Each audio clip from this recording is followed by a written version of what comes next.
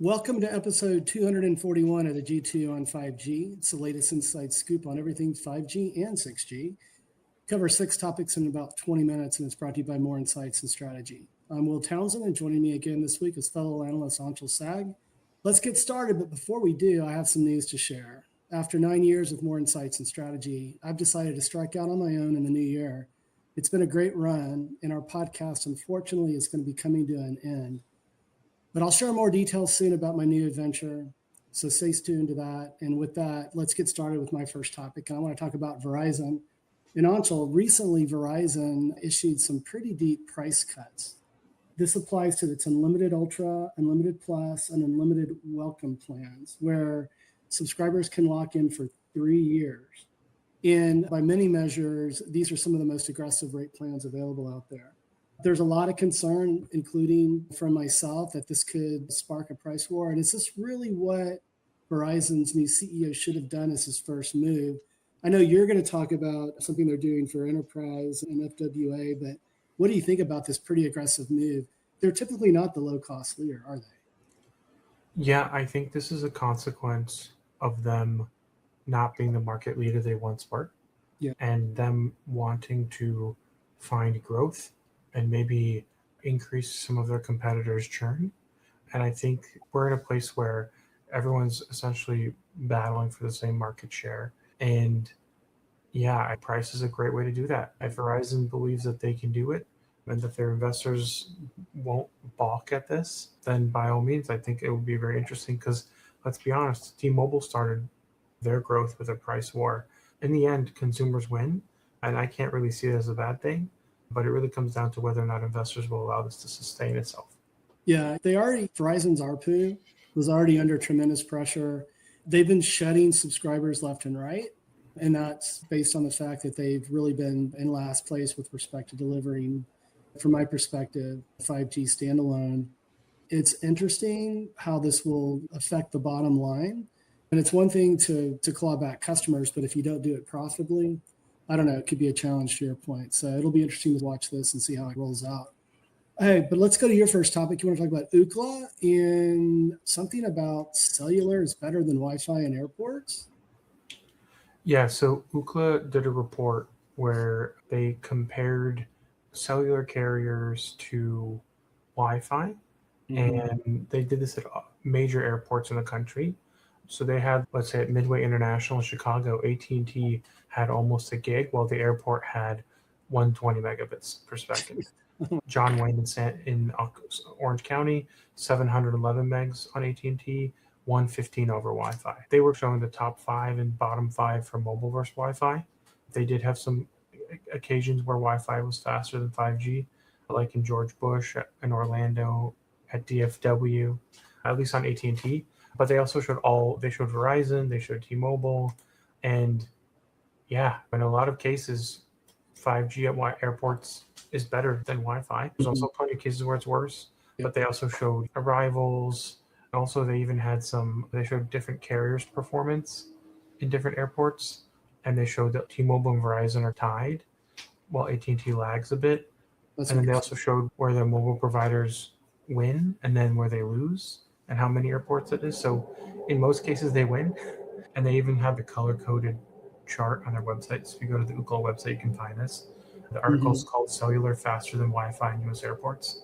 Yeah. And yeah, it's very interesting to see that there's very specific airports that are problematic, and then there's certain carriers that are just better overall. But it was really interesting that all 3 carriers were better than the Wi-Fi and George Bush Airport, for example, except for AT&T. It's just, we live this every day. And it's very interesting that they even compared Wi-Fi 5, Wi-Fi 6E, Wi-Fi 7. Unsurprisingly, Wi-Fi 7 is non-existent in top US airports. Yeah. There's a lot of Wi-Fi 5, which is probably one of the reasons why. Yeah. And about 25% is Wi-Fi 6, just Wi-Fi 6 at the top airports. Global across the US, it's almost 50%. But it definitely seems like there's a modernization that needs to occur. Yeah, which might have been the incentive for Okla to do this. But it's really interesting data. I love data. And yeah, I just think that we're in a place where Wi-Fi needs to improve in places that are venues, and we're about to be on Wi-Fi 8. Yeah, I think it's a function of two things. Number one, you highlighted the age of the infrastructure. My assumption, and it sounds like you've confirmed it, is that there's a lot of older, I don't want to call it legacy Wi-Fi infrastructure, but it's quite a few generations old. And I would say the second challenge is lack of densification. What's happening with this older infrastructure? Because I experience it, you experience it, because I traveled 500,000 miles this year, and I still have a few more to go. It's just not properly, the access points aren't properly scoped to handle the number of people that are required. And then you've got older infrastructure, and it just makes for a terrible Wi-Fi experience. Other than like when I'm able to get into an American Airlines lounge, yeah, I'm on my smartphone. I'm not even trying to pull my notebook out unless it's critical. So, yeah, Unless you have a 5G notebook. Yeah, there you go. I need a 5G notebook. Yeah, I hope this really provides an impetus to airports that are modernizing, especially like my airport that's going through a major renovation. Let's factor in the guest Wi-Fi as well, not just for back office operations and that sort of thing, but actually for passengers as well. I think it'd be a great idea. I was just there. I saw the construction happening in the middle of the airport. It's definitely a lot going on. Yeah. And we just got a new airport terminal in San Diego. Yeah. And I actually haven't used the Wi-Fi yet, now that I think about it, but I guarantee you it's at least Wi-Fi 6. Yeah, I'm sure it is. Can't wait to experience that next time I go to San Diego, buddy, because I was not impressed. Yeah, that old terminal's dust. Oh, dude. They already leveled it. That's amazing. Congratulations on that. Hey, let's go to my second topic. I'm going to continue to talk about mobility as well. And I want to talk about NTT DoCoMo. And in November, I had another opportunity to go to Tokyo and attend NTT's R&D forum. And then I got to spend a day with DoCoMo. And we got to see some of the same demos that I saw the year before. But what I learned was that they've been demonstrating something around sensing technology. And this is something I think you and I have talked about on prior podcasts. They presented, at least to our group, that sensing technology as part of their future 6G stack, if you want to call it that. And they're calling it like a human augmentation platform with radio sensing. And so let me just provide some of the high level points here. They've worked with some academia to develop this, but they're calling it field tech. And what's really cool is that over a very low latency, high throughput network, you can actually manipulate robotics. But what's really cool, there's also a haptic capability to it, where I participated in this demo where someone moved something and it made me twitch the hand that was wearing the sensor. And it gets you thinking like, obviously there's some medical applications for this. There's some physical therapy applications for this, but it's quite interesting. And I don't want to go into all the details because it gets pretty technical, but you heard it first here on our last podcast, unfortunately, that's how NTT DoCoMo is going to somewhat differentiate what they're doing from a 6G perspective. You and I have talked about what other carriers and operators are thinking about. There's a lot of AI-infused capabilities in the RAN and the core infrastructure that I think we'll see with 6G. It'll be interesting to see what the spectrum profiles look like for 6G, but I thought it was interesting. And I don't know if you spent any time with DoCoMo and know anything about this field tech, but what do you think? I mean, could there be some pretty cool applications from your perspective? Yeah, the way I look at it is the networks are already going to be sensing on their own. Yeah. And being able to sense other objects and people and things, I think that makes sense if the network is even lower latency, because it's basically impossible without super low latency. Right. But I also think it would be really interesting if that sense capability flows through some kind of AI that determines which sensory outputs or inputs you should be feeling or be aware of, because there's probably going to be lots of inputs, and it's going to be important to be able to understand which ones are relevant. So I think that will be interesting, but I'm also cautious because they really tried to pitch robotics for 5G, specific robotic surgery. They did. And that never panned out. So I think it's also important to understand what things are realistic and what things will actually get taken advantage of. And I still think we haven't even scratched the surface with 5G, But I think, unfortunately, a lot of those use cases will probably roll into 6G, even though they're very technically feasible in 5G. Yeah, and initially when I was exposed to this technology through DoCoMo, they were positioning it within their 5G stack, but now it's decidedly it's going to be a part of what they do with 6G, and it's smart because it gives them a level of differentiation that's not exactly like everyone else. So interesting stuff. But hey, let's move to your second topic. And I know that you got to spend some time with T-Mobile, and you were in Las Vegas for the F1 Grand Prix, correct? And you want to share some of your experiences from that. Yeah, I actually have a write-up that's publishing pretty soon, and it talks about one, T-Mobile's expanded partnership with Formula One. They're going to be the infrastructure provider in Las Vegas and in Austin. I think you and I talked about on Twitter. Yeah. That's going to be huge for Coda because that place is a nightmare. And it seems like the only infrastructure improvements they've made were for private 5G deployments for commercial uses, not for consumers or broadcast. So that'll be huge, especially with Apple moving to take over the entire Formula One license. They're probably going to want to shoot 4K everything, and that's going to require a lot of bandwidth. Yeah. So I think T-Mobile doing that will be great. In addition to that, T-Mobile has a huge area of the Las Vegas Grand Prix that's basically their zone right around the Sphere. And they're doing lots of cool activations. They had a 5G concert there where the people on stage were performing, and they had people walk around with smartphones that were basically live cameras feeding straight into the video on stage. So it's like a fan cam for a concert, which was cool. They also had some drones using 5G, but also just enabling the teams to be capable, and then also broadcast cameras. They're really taking advantage of what they can do with 5G to improve the fan experience, but also the broadcast, which I think is good for people.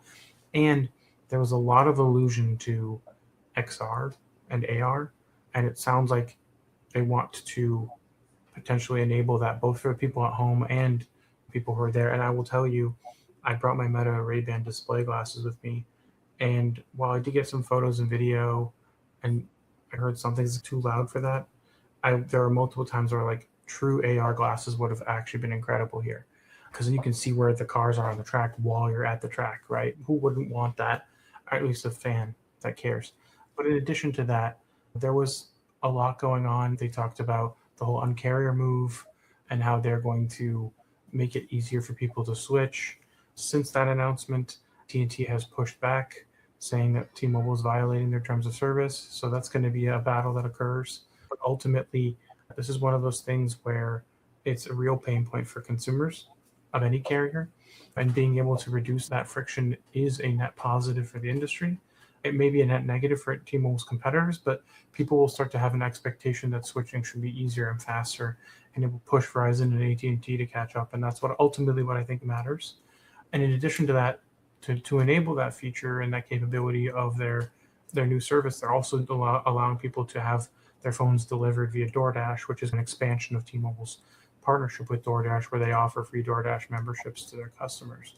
T-Mobile is doing a lot to reinvigorate the whole Un-carrier move because they're getting a little bit stale. If you ask me, I think the most compelling Un-carrier was probably the satellite connectivity, and that was a couple years ago now. Obviously, it took them a while to roll it out, but the announcement at least. So I think this Un-carrier move is much more compelling, and it fits more into the ethos of changing the way the cellular industry works, which was, I think, how Un-carrier was originally supposed to be. And yeah, I think T-Mobile kind of deepening its partnership with F1 and the Las Vegas Grand Prix is big because it's a growing sport in the US. Its popularity is growing, and that's just like a great marketing opportunity, but also it's a great way to grow with the sport and to continue to be relevant. And they have perks for T-Mobile customers. They have a whole Magenta lounge people can use, and they have free battery banks you can borrow for the day. So it's a pretty good experience, and I'll say that they did a good job so far. And I think it's only going to continue to grow with Apple kind of being the exclusive partner. Yeah, I like what T-Mobile is doing from a sports activation perspective. We've talked about MLB as well, right? Because you and I are big baseball fans. And going back to that switching tool, I understand that AT&T's concern was that they were scraping customer data without opt-in. And I believe that for at least for AT&T customers, T-Mobile deactivated that auto scrape capability. I believe it's still activated for Verizon customers. But I do what T-Mobile's doing. They're being aggressive. They're recognizing, to your point, the friction that's associated from moving from carrier to carrier. It's gotten better over the years, but there's still a lot of friction there. Yeah, so I agree with you. Like, they're leaning back into their own carrier roots, and I like it. So good stuff. But hey, let me hit my third and final topic. I want to talk about Nokia. And we haven't done a podcast in a while. There's been a lot going on, a lot of travel between you and I, and just a lot of work in general. But this was back in November. It was right before Thanksgiving, and obviously Nokia's under new leadership. They announced that they're splitting its business into two. No surprise, they're betting really big on AI with the partnership with NVIDIA and the $1 billion that's being plowed into that. But what's really puzzling is that they are basically parking their whole focus on private enterprise cellular networking. And that's really interesting. For years, you and I have been talking about this. It's been a slow tail from an adoption perspective. But when you looked at Nokia relative to Ericsson, and there are other players there, you could argue that they've been the most successful if you look at number of customers, number of wins, that sort of thing. And so it's really puzzling that I'm not going to say just now, this year we've seen really the momentum shift and with the adoption of private cellular networking. And now Nokia is going to park it. And I just find that really interesting. I think a lot of other analysts find it interesting and a little puzzling. What is your take on all that? I find it equally puzzling, but I would say that it also may be a factor in they have a new CEO in Justin Hotard, right? Yeah. And it seems like they're trying to go in a different direction. Mm-hmm. And the truth is, I think private 5G is just too slow for what they're trying to achieve. I think private 5G to me feels like something that would be much more, you would give someone like a Siemens to deploy, right? 10-year contracts. Or an NTT, somebody who has the ability to stick with it and service the customer and ensure like a solid bring up. And it just seems like this is another knock on Nokia's constant changes, right? Yeah. I think one of Nokia's biggest weaknesses is that they're constantly changing, and whether it's for good or for bad. And it's not great in the business world because people want dependability. Stability. So I think, they want stability and dependability. I think that's probably the biggest mistake I think they're making here, is that they're just not engendering much confidence in their future if they are dropping one of the businesses that have been successful for them. Yeah, it's been a very bright point for them. You could also argue what they've been doing with their autonomous networks platform, something that I've been involved in with Nokia, has been successful. But you're right. I think there's a perception that corporate level, they're going guardrail to guardrail. So if you remember at a couple of MWCs ago, when Pekka, the CEO at the time, was at the helm, there was this whole new rebrand and all this excitement around that.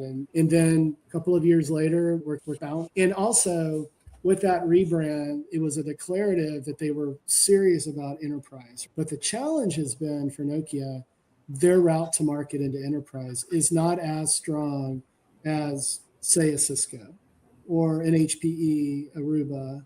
Now with Juniper that has AlphaNet 5G core, and they're doing private 5G. So the route to market's been a little more difficult for them. And there's significant expense and there's significant friction that goes along with that. I'm not counting them out, but I agree with you. Just guardrail to guardrail, at least at the corporate level, it really makes a lot of people wonder, is there going to be staying power here? So it'll be interesting to see. And Justin's still fairly new in the role. Big announcements with NVIDIA. Everyone's betting big on agentic and generative AI and physical AI and, how that's all going to progress. But it's been, I was going to say, you mentioned HPE. It's not one of our topics, but I wanted to call out that they sold their telco unit to HCL Tech. Okay. So that was that was a $160 million deal. That was another surprising thing. I wasn't expecting HPE to just unload their whole telco business. So that was the group that CTG that was focused on carrier. Yeah. And so they had divested some assets. And so that they were looking for a buyer for that for quite some time. So now they're focused on enterprise and private cellular within the enterprise. But that's interesting news. Thanks for bringing that up, man. Hey, let's hit your third and final topic, and we're going to close it out with Verizon.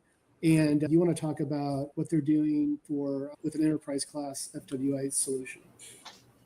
Yeah, so they are deploying another network slice in addition to the ones that they've already announced. And this one is enhanced internet, which is specifically targeted towards enterprise customers, which it considers as large corporations with 500 or more employees.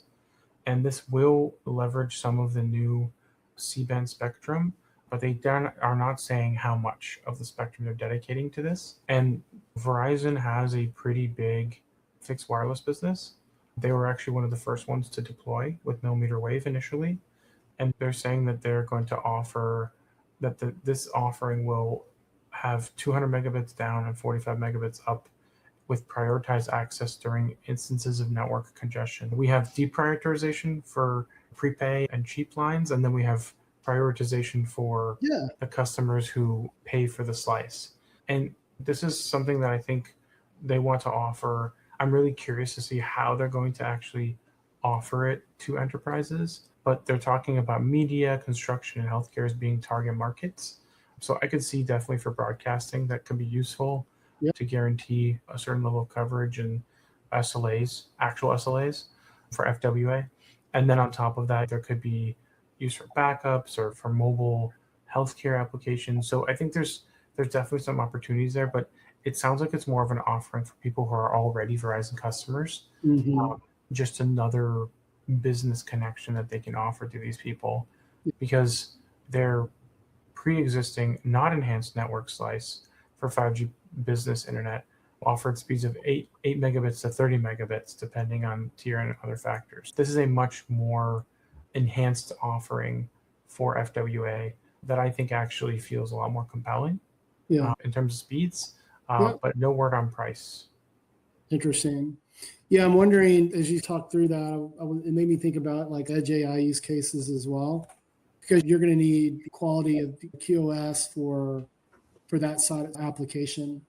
But yeah, and I know we opened the podcast with my sort of dogging Verizon on these price cuts, but then on the flip side for enterprise, they're doing something that's a little more innovative. I don't know, maybe their new CEO has got this push-pull plan going on to win back consumers and enterprises. And continue to service their enterprise customers, which have been some of their bread and butter for quite some time. But good stuff. Hey, buddy, it's bittersweet, man. We've been doing this for 5.5 years, almost 6 years now. And I just want to thank you. It's been a lot of fun doing this with you. I'm not going away. We're going to see each other at events and that sort of thing. But I just really want you to know, like, how much I've enjoyed working with you over the years and how much I've enjoyed doing this podcast with you. So thanks for the opportunity. And who knows, there may be something new that we can do together in the new year. We'll just have to wait and see. Appreciate it, Will. It's been a long journey of making these podcasts work with our schedules and random things getting in the way or acts of God. Babies, you're a father, you're twice over now, right? Yep. Yeah, awesome. I've had 2 kids over the period of this podcast. I know, man. So we've lived through a lot together, but this was a great podcast. Why don't you take us home? Yeah, and I will say that I'm not sure I'm going to let this podcast die on its own. All right. I will try and revive it as something maybe new and interesting. Yeah. Maybe some 6G focus. There you go. So that's the plan right now. Cool. But nothing too concrete because I refuse to let this die. I know. We've both invested a lot in it, and I hope to see it continue. Almost 250 episodes. Yeah, man, it's crazy. And I'm actually talking to someone about doing something in the new year that's telco related as well. I don't want to compete with you, but yeah, keep it going, my friend. Keep it going. Thanks a lot. And thanks a lot to our listeners. We hope you have a great weekend, and we'll be back hopefully soon with some more updates on what's next for both of us. Thanks a lot. Happy holidays.